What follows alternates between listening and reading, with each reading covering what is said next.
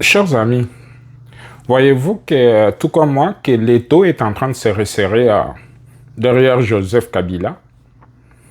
Hier, ce sont les sanctions que les Américains lui ont imposées par rapport à son comportement, sa présence dans les troubles à l'est de la République. Et tranquillement, pas vite, ses proches ont dit clairement que non, ces sanctions-là ne vont rien changer, mais de toutes les façons. Puis aujourd'hui, là, on voit que c'est un peu plus grave pour lui. Le port de Ledia, où le groupe Ledia vient de pondre un communiqué aujourd'hui pour dire que non, eux, ils sont en affaires et que Joseph Kabila, puis sans le citer, dire que non, ils sont apolitiques, puis ils font des affaires et que le port là, ils ont plusieurs autres affaires à part le port et que ça n'a rien à voir avec qui que ce soit, puis ils essaient de se justifier dans tous les sens, comme pour nous dire que non, on traite avec tous les gouvernements, que ce soit avec le gouvernement du président Tshisekedi ou tout comme le gouvernement passé de Kabila. Sauf que personne, à ce que je sache, il y a plusieurs entreprises au Congo. Il y a aussi, on parle que Kabila a des parts dans des supermarchés comme SK ou un autre groupe important qui est Kin Marché.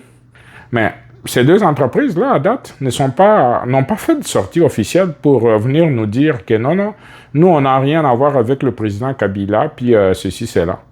Mais pourquoi, sans citer le nom du président Kabila, ou du rebelle Kabila, puisque l'appeler président Kabila, c'est un peu abusé du terme, vu les circonstances, c'est un rebelle.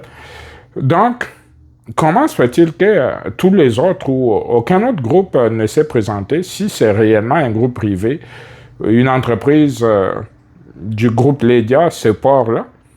Pourquoi aujourd'hui nous pondre un communiqué pour se justifier par rapport à leurs activités? Donc on comprend très bien que c'est une façon de prendre leur distance avec le rebelle Kabila. C'est une façon de nous dire que non, non, ce que vous êtes en train de dire là, oui, ben nous, on a eu des prêts pour pouvoir mettre au point ce port-là. Un port sophistiqué, un port de très haut niveau, que même l'ONATRA, qui est une entreprise publique de l'État congolais, de l'État congolais, n'a pas. Les équipements qu'il y a au port de Ledia, l'ONATRA, après plus de 60 ans d'exercice depuis l'époque coloniale, n'a pas les équipements que le port de Ledia possède. Ils ont dépossédé en main-d'œuvre technique des employés qui travaillaient pour l'ONATRA qui sont aujourd'hui au port de Ledia. Tout ça là, pourquoi? Puisque dans l'idée de Joseph Kabila, c'était qu'il fallait absolument mettre l'ONATRA, tuer l'ONATRA pour récupérer ses acquis et puis continuer en privé. Vous vous souvenez, ils ont commencé par créer un nom fictif là pour dire que l'ONATRA devenait... ils ont donné un nom commercial à l'ONATRA pour enlever le nom d'ONATRA et puis tranquillement le tuer. Vous vous souvenez qu'il y a quelques années, sur la ligne, ils ont essayé de ressusciter des bateaux de l'époque de Mobutu pour que l'ONATRA puisse reprendre des lignes entre Kinshasa et Kisangani puis l'Équateur.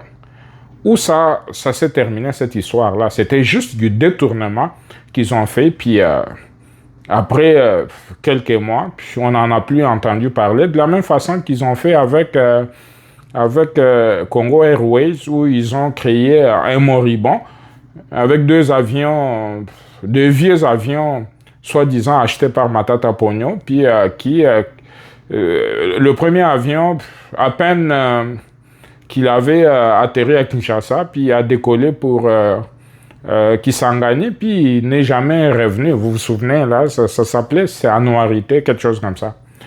Et aujourd'hui, on voit clairement que ces bandits-là nous ont eus, puis ils ont pensé privatiser les biens de l'État pour en faire leur patrimoine privé. De la même façon que le zoo de Kinshasa, un zoo où on avait l'habitude d'aller à côté de Mamaïmo, on avait l'habitude d'aller voir des animaux, puis tout ça là, puis ils ont tout tué, puis c'est rendu qu'à côté, c'est des magasins, une partie du terrain qui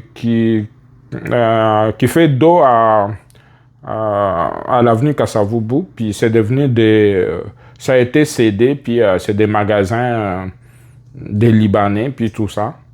Et aujourd'hui, ils veulent nous dire encore que non, le Congo est mal géré. C'est vraiment nous prendre pour des animaux, nous les Congolais. Puisque on se rend compte de plus en plus que c'était fait à dessein pour déposséder l'État de tout son patrimoine. De la même façon qu'ils l'ont fait dans les mines. Aujourd'hui, là, les mines qu'on a, la Gécamine a été morcelée en plusieurs morceaux. Puis cédé aux Indiens, puis aux autres multinationales et puis aux Chinois. Aujourd'hui, là, le président Tshisekedi essaye de regrouper le tout pour que le Congo aille chercher sa juste part. Et là, dans le cas de l'Édia, il nous revient pour nous dire que non, lui, c'est une entreprise qui est là depuis plusieurs années et qu'ils sont apolitiques et puis tout ça. Allez-y comprendre. Allez-y comprendre que le mal était tellement profond que ce pays a toujours été mal géré depuis la période de Mobutu. Quand d'autres pays avancent, tu arrives par exemple à Tanger au Maroc, tu vois leur port là. Le port de Tanger, c'est un des plus grands au monde. Il transite plusieurs conteneurs, plusieurs bateaux qui font relais entre l'Afrique, l'Europe, l'Asie et l'Amérique du Nord. Mais quand vous regardez la façon dont c'est organisé, c'est ahurissant. Mais nous, juste nous déplacer le port en eau profonde que le président Tshisekedi est en train de nous bâtir aujourd'hui, ça a été tout un problème.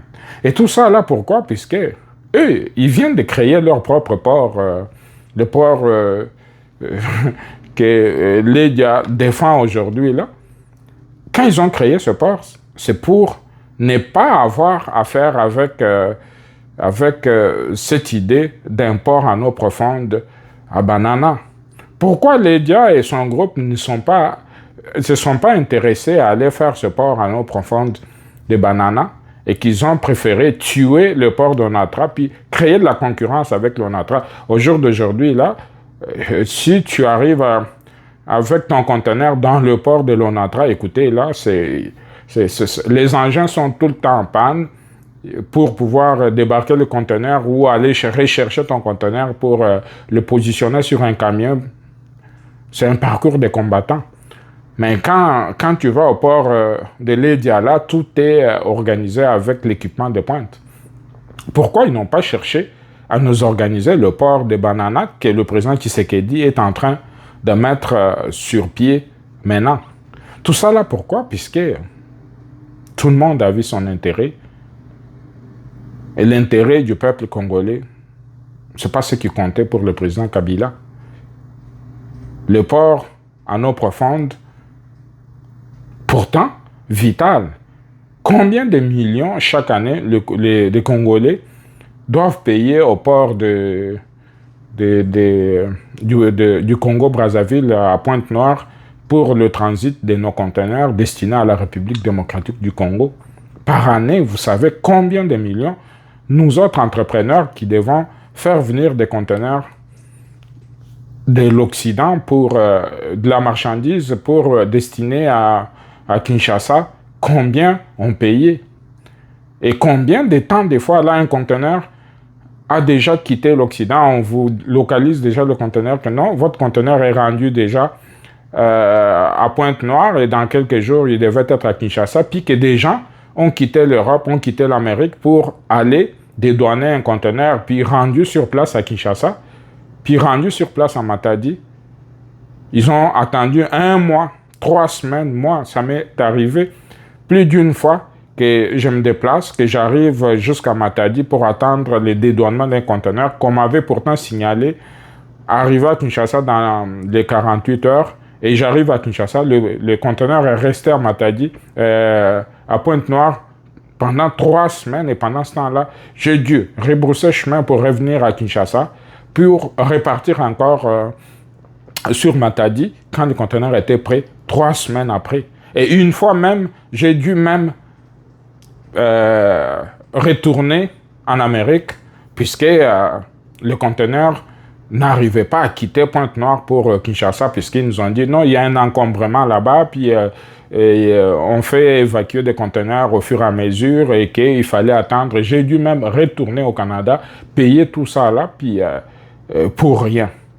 Et aujourd'hui, le président Tshisekedi est en train de nous régler cette histoire en nous ramenant la possibilité d'avoir un service rapide, puisque un conteneur qui doit partir en Amérique ou qui quitte l'Amérique, si on a la possibilité de faire accoster des gros bateaux, ça veut dire qu'on vient de réduire drastiquement le temps de transport. Ça veut dire qu'un conteneur peut quitter le Canada ou le port de New York et en 2 semaines, il est à Moanda. Ce qui va vraiment faciliter le transport de marchandises. Ce qui va faciliter d'abord dans les coûts de transport. Et aujourd'hui, là, on est content.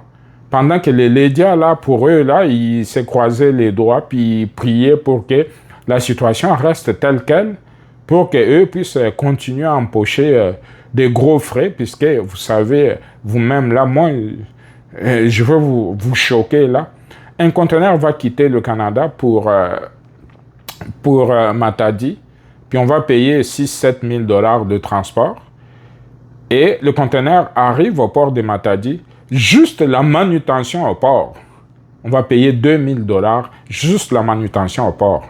Et c'était des opérations tellement juteuses que Kabila et sa bande se sont dit, ben, écoutez, là, il faut qu'on crée notre port privé, puis qu'on tue l'ONATRA pour empocher cet argent-là. Et c'est ça comment le port de Lédia est arrivé à voir le jour.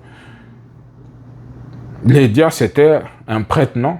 En réalité, c'est la famille Kabila qui opère sous ce vocable des ports de Lédia. Vous comprenez comment ces gens-là nous ont infiltrés, se sont emparés des leviers économiques du Congo pour en faire des biens privés. Et là, aujourd'hui, là, si le groupe Lédia nous pense communiquer ou sort pour nous dire des balivernes, là, moi, j'ai de la difficulté à compatir. C'est vrai qu'au départ, c'est des Congolais entrepreneurs qui ont eu l'idée de pouvoir travailler pour le bien du pays. Puis, vous le savez très bien, moi-même, comme entrepreneur, j'ai toujours milité pour l'indépendance du Congo, économiquement, qui est le plus des entrepreneurs congolais. Puisqu'aujourd'hui, là, notre économie est contrôlée par des Libanais, des Indiens, puis des Chinois. Et qu'on aimerait avoir des entrepreneurs congolais aux commandes de cette économie-là, qui ne va nulle part et qui enrichit des gens venus d'ailleurs. Et aujourd'hui, là, je ne peux pas compatir avec quelqu'un qui s'est suyé avec les Kabila, qui a accepté d'être un prête-nom pour les Kabila, en tuant une économie nationale ou une entreprise nationale qui est l'ONATRA pour le bien d'un individu. Et aujourd'hui, là, vous attendez qu'on puisse avoir de la compassion pour vous. Non. Non, pas du tout. Auparavant, là, vous aviez vos propres activités, puis tout allait bien. Pourquoi aller s'associer à ces monstres de Kabila pour tuer une compagnie nationale à votre profit? Donc, vous allez nous envoyer plusieurs explications, vous allez faire des conférences de presse, on ne vous écoutera pas. Sachez très bien que Kabila est dans les sales draps. Ce qu'on avait dit, que Kabila va comprendre finalement que les sanctions américaines vont l'asphyxier, et c'est en train d'arriver, même si certains des troubadours continuent à nous dire que non, écoute, ces sanctions-là, puis Kabila n'a pas de biens aux États-Unis, puis ça va rien faire. Aujourd'hui, on est en train de voir que ses alliés sont en train de se rendre compte un peu plus clairement que collaborer avec Kabila, c'est dangereux pour l'instant. Puis ça devient très difficile de pouvoir s'en sortir si on continue à se frotter à cet individu-là. Ils doivent clairement nous dire qu'est-ce que Kabila a dans ce port et puis s'en dissocier un peu plus clairement au lieu de nous faire des communiqués qui veulent justifier des choses qui n'en sont en réalité pas vraies. Donc, on comprend très bien que la marche vers la récupération des biens du Congo spoliés par ces gens-là est en cours. Et ça, c'est la même chose pour le président Tshisekedi et son entourage.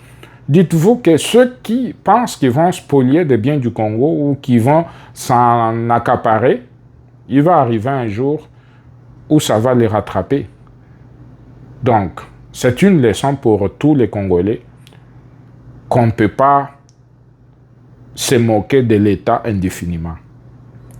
Alors, continuez à vous abonner, puis on aime vous tenir compagnie, on aime partager notre façon de voir les choses avec vous, puis c'est très plaisant. Bonne journée à tout le monde, et puis à demain.